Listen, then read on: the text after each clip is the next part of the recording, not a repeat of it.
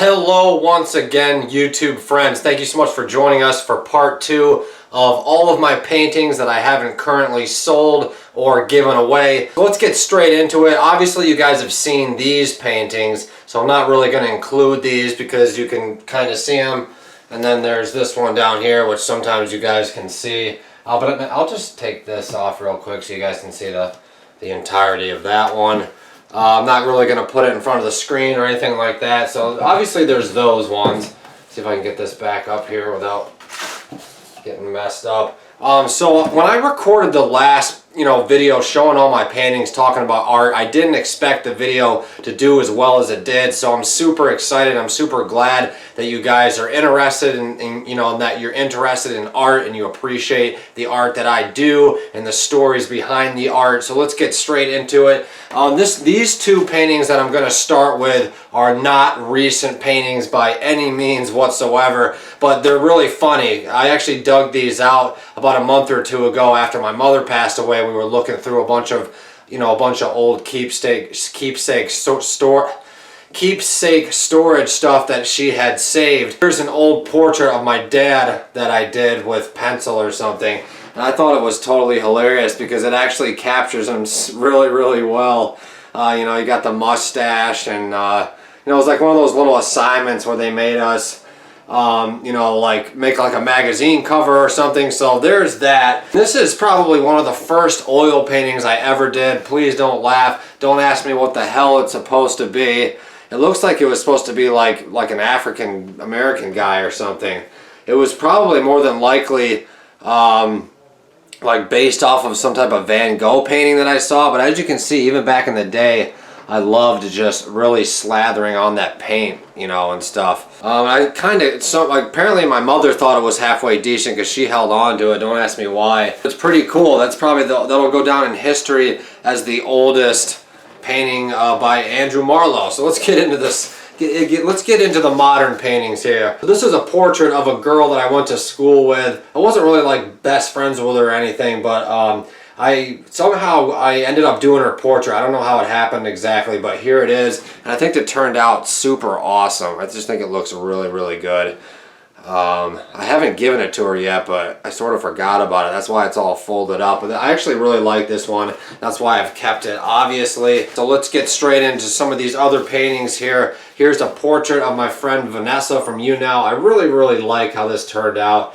It's just really nicely done for the most part. I got some haters out there that don't like my art at all, but the love for my art is definitely outweighing the hate, so I'm not going to worry about the haters. This is what it looks like in its entirety. You guys might have seen some of these paintings off and on throughout, my YouTube videos. There's a lot of nudies in this video. There's going to be a lot of naked portraits. So I hope you guys are cool with nudie portraits. This is a portrait of Makeup Geek that I did. Obviously, Makeup Geek needs no introduction. I've always just really thought she was like super gorgeous and just really liked her YouTube videos. And I really like the green background.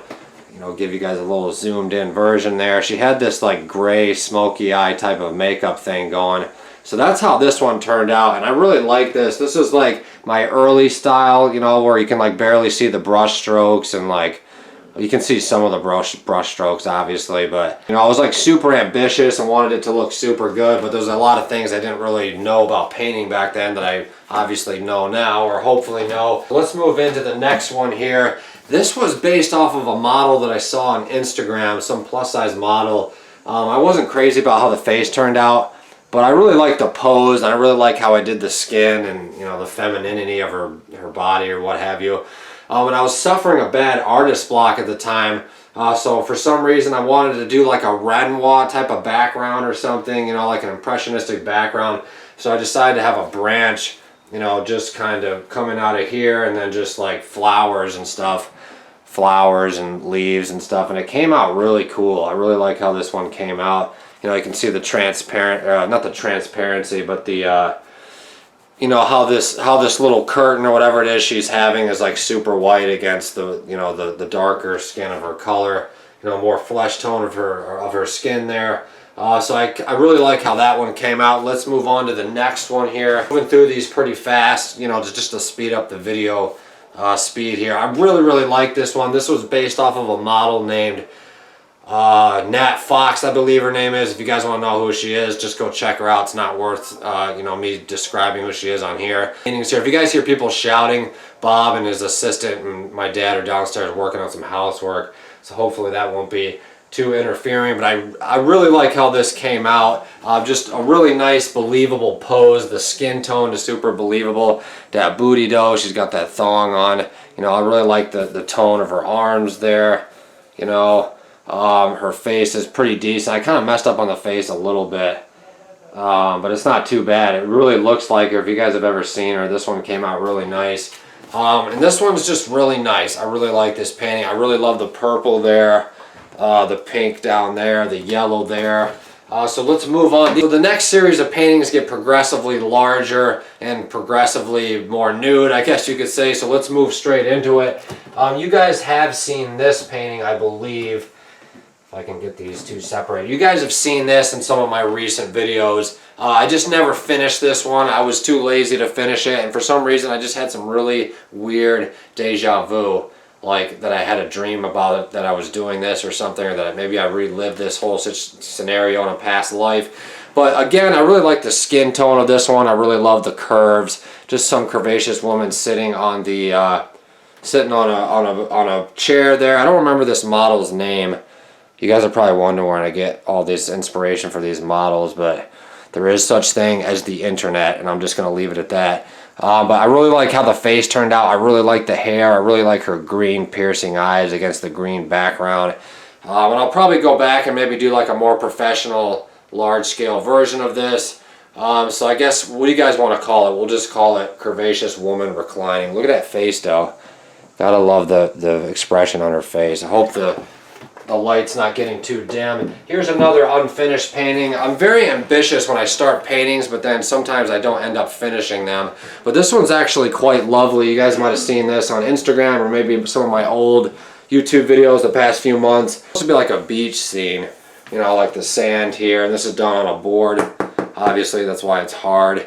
The face was coming out pretty good, but I kind of just got bored with it, I guess. Which happens to artists all the time. Let's move on to this one. This is one of my all-time favorite paintings.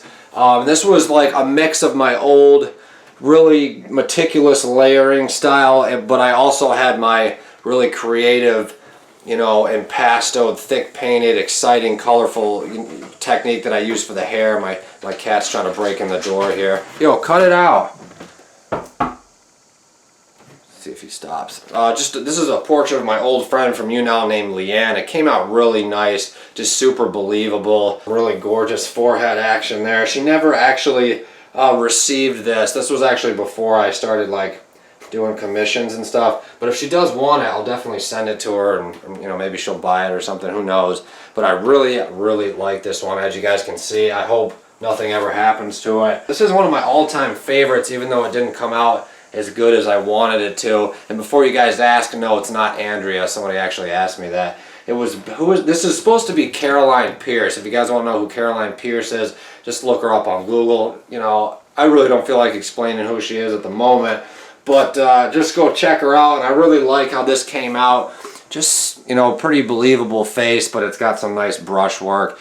I think her nose ended up being a little bit, I don't know if you guys ever seen Caroline Pierce. She actually looks pretty much like this. I did my best to capture her. I've always painted Caroline Pierce for some reason, for some odd reason.